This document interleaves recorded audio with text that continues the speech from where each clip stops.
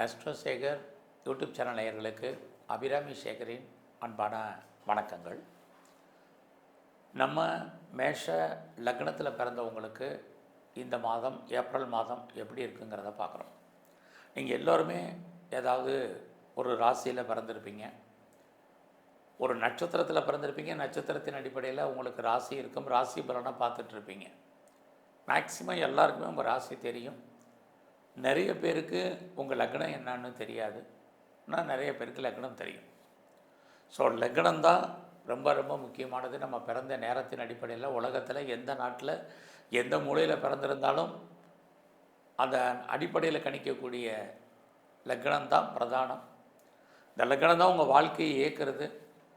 அந்த லக்னத்தின் அடிப்படையில் தான் இப்போ நம்ம பலன் பார்க்க போகிறோம். இந்த ஏப்ரல் மாதம் நீங்கள் எந்த ராசியில் வேணாலும் பிறந்துருங்க, ஆனால் மேஷ லக்னத்தில் நீங்கள் பிறந்திருந்தீங்கன்னா இந்த மாதம் உங்களுக்கு எப்படி இருக்கும், எப்படிப்பட்ட பொது பலன்கள் நடக்கும் அப்படிங்கிறத சுருக்கமாக பார்க்கணும்.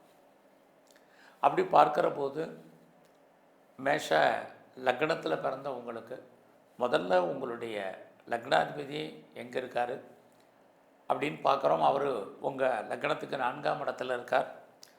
அவருமே நல்ல நட்சத்திரத்தில், ஒரு பக்கம் குரு ஒரு பக்கம் சனியுடைய நட்சத்திரத்தில் இருக்கார். மேஷ லக்னத்தில் பிறந்த உங்களுக்கு இந்த மாதம் ரொம்ப முக்கியமான விஷயத்தை சொல்லி ஆகணும். கடந்த மார்ச் 29ஆம் தான் திருக்கணித பஞ்சாங்க பிரகாரம் சனி பகவான் பயிற்சி ஆனார். உங்களுக்கு தெரியும், அந்த சனி பகவான் உங்கள் லக்னத்துக்கு 12ஆம் இடத்துல இப்போ கோச்சாரத்தில் இருக்கார். அது மட்டும் இல்லை, இந்த மாதம் கிட்டத்தட்ட 4 கிரகங்கள், புதன், சுக்கிரன், சூரியன், ராகு, அவரோட சனி, அத்தனை கிரகங்களும் உங்கள் மேஷ லக்னத்துக்கு 12ஆம் இடத்துல சஞ்சாரம் பண்ணுறாங்க. முதல்ல 12ஆம் இடம் அப்படின்னா வாழ்க்கையில் நம்ம எதுலையாவது முதலீடு பண்ணுறதுக்கான வாய்ப்பை சொல்லக்கூடிய இடம். ஸோ இன்வெஸ்ட்மெண்ட் இதுதான் ரொம்ப முக்கியம்.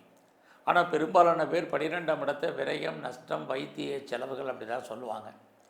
என்னை பொறுத்த வரைக்கும் எடுத்த உடனே நான் சொல்கிறது இன்வெஸ்ட்மெண்ட்டு தான் முதலீடு. இந்த மாதம் யாரெல்லாம் முதலீடு பண்ணணும்னு நினைக்கிறீங்களோ தாராளமாக பண்ணுங்க, இது ரொம்ப முக்கியம். பட் முதலீடு பண்ணுற அளவுக்கு எனக்கு பண வசதி இல்லை, பொருளாதார சூழ்நிலைகள் இல்லை அப்படின்னு ஃபீல் பண்ணுறவங்க எதுலையாவது நீங்கள் கடனை வாங்கவாது செய்யுங்க.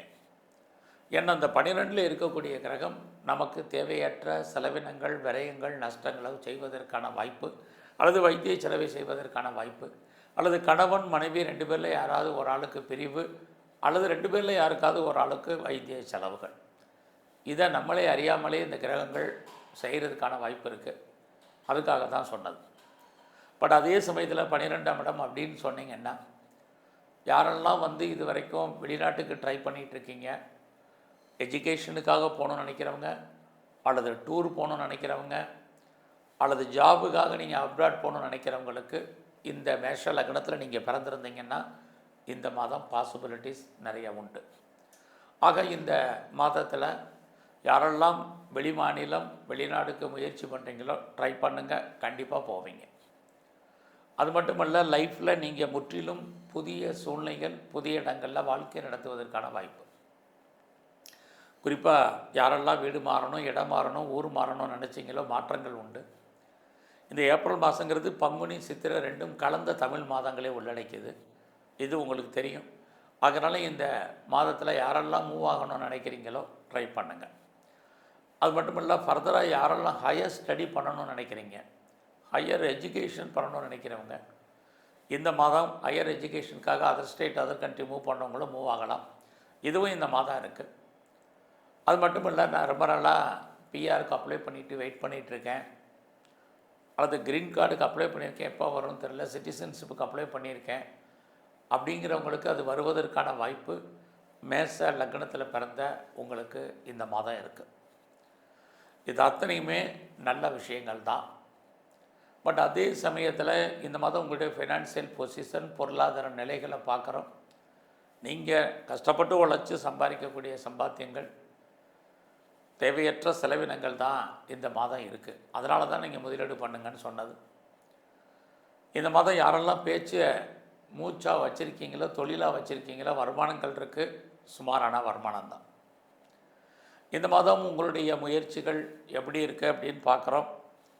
ஒரு பக்கம் முயற்சி சக்ஸஸ் ஆகிற மாதிரி தோற்றம் பெருசாக ஒன்றும் இல்லை. அங்கே நல்ல மேஷ லக்னத்தில் பிறந்த நீங்கள் புதிய முயற்சிகள் எதுவும் வேண்டாம், பொறுமையாக நிதானமாக இருங்க. குறிப்பாக இந்த மாதத்தில் உங்களை பொறுத்த வரைக்கும் உறவுகளால் உங்களுக்கு தேவையற்ற மன வருத்தங்கள், பிரச்சனைகள், போராட்டங்கள் இருக்குது. அது மட்டுமே அல்ல, மேஷ லக்னத்தில் பிறந்த உங்களுக்கு இளைய சகோதர சகோதரிகளாலும் தேவையற்ற பிரச்சனைகள் இருக்குது. நெருங்கிய உறவுகள் உங்களை விட்டு பிரிஞ்சு இருக்க வேண்டிய காலங்கள் இதுவும் இந்த மாதம் உண்டு. ஸோ இந்த மாதத்தை பொறுத்த வரைக்கும் யாரெல்லாம் நீங்கள் உங்களுக்கு பிஸ்னஸ் பண்ணுறீங்க, உங்கள் பிஸ்னஸ் எப்படி இருக்கும் அப்படின்னு பார்க்குறோம். அப்படி பார்க்குற போது இந்த மாதம் உங்களுடைய தொழில் பரவாயில்லை, லாபத்தை கொடுக்குற மாதிரி ஒரு தோற்றம். நீங்கள் பெரிய எந்த பிஸ்னஸ் பண்ணாலும் சரி, நீங்கள் சிறு தொழில் பண்ணாலும் சரி, சுயதொழில் பண்ணாலும் சரி, வீட்டில் வச்சுட்டு பண்ணாலும் சரி, ஆன்லைன் பிஸ்னஸ் பண்ணாலும் சரி, ஒரு பெரிய இண்டஸ்ட்ரியலிஸ்ட்டாக நீங்கள் இருந்தாலும் சரி, யாரெல்லாம் நீங்கள் தொழில் பண்ணிகிட்ருக்கீங்களோ உங்களுடைய பிஸ்னஸில் லாபம் உண்டு. ஆனால் அது கைக்கு வருமா அப்படிங்கிறதுக்கு உத்தரவாதம் இந்த மாதம் இல்லை. ஏன்னா உங்கள் மேஷ லக்னத்திற்கு 12ஆம் இடத்துல கிரகங்கள் இருக்கிறது. எதுவுமே நம்ம கைக்கு வர்றதுக்கான ஆப்பர்ச்சுனிட்டி ரொம்ப குறைவு. அது மட்டுமல்ல, இந்த காலங்களில் நீங்கள் யாரோடையாவது பார்ட்னர்ஷிப்போடு சேர்ந்து தொழில் பண்ணீங்க அப்படின்னா பார்ட்னர் லாபம் அடைவார், அல்லது பார்ட்னருக்காக நீங்கள் உழைக்க வேண்டிய காலகட்டங்கள் இந்த மாதத்தில் இருக்குது. நீங்கள் பெரிய லெவலில் எக்ஸ்போர்ட் பண்ணுறீங்க, இம்போர்ட் பண்ணுறீங்க அப்படிங்கிறவங்களுக்கு உங்களுடைய ஏற்றுமதி இறக்குமதி பரவாயில்லாமல் இருக்கும். ஒருவேளை உங்களுக்கு அவுட்ஸ்டாண்டிங் பணங்கள் எதுவும் வராமல் இருந்தால் வருமானா இந்த மாதம் வர்றதுக்கான வாய்ப்பு ரொம்ப குறைவு. ஆக மேஷ லக்னத்தில் பிறந்த உங்களுக்கு இந்த மாதம் உங்களுடைய ப்ரொஃபஷன் எப்படி இருக்குது, உங்களுடைய ஜாபை பொறுத்த வரைக்கும் எந்த மாதிரியான சூழ்நிலைகள் இருக்குது அப்படின்னு பார்க்குறோம். அப்படி பார்க்குற போது உங்களுடைய சர்வீஸ்க்குரிய புதன் 12ஆம் இடத்துல இருக்கார். யாரெல்லாம் வேலை மாறணும், இடம் மாறணும், ஊர் மாறணும்னு நினச்சிங்களே, வேலையில் மாற்றங்கள் இருக்குது. நீங்கள் எந்த வேலை வேணாலும் பாருங்கள், ப்ரைவேட் கம்பெனியில் இருங்க, கவர்மெண்ட் சர்வீஸில் இருங்க, நல்ல ஒரு பேர் போன கம்பெனிகளில் ரெஃப்யூட்டரில் ஒர்க் பண்ணாலும் சரி, இந்த மாதம் உங்களுடைய கரியரை பொறுத்த வரைக்கும் நார்மலாக தான் இருக்குது. ஸோ நான் பெரிய லெவலில் எஃபர்ட் எடுக்கிறேன், எனக்கு அதுக்கான அங்கீகாரம் ரெக்கக்னைஸ் இல்லை அப்படின்னு ஃபீல் பண்ணாதீங்க.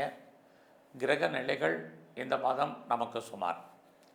நம்ம ஃபீல்டில் நமக்கு சுப்பீரியர் ஹெல்ப் பண்ணுவாங்க, கோஆப்ரேட் பண்ணுவாங்க அப்படிங்கன்னு இல்லை. நம்முடைய கொலீக்ஸும் பெருசாக நமக்கு சப்போர்ட் பண்ணுறதுக்கான வாய்ப்புகள் இந்த மாதத்தில் இல்லை.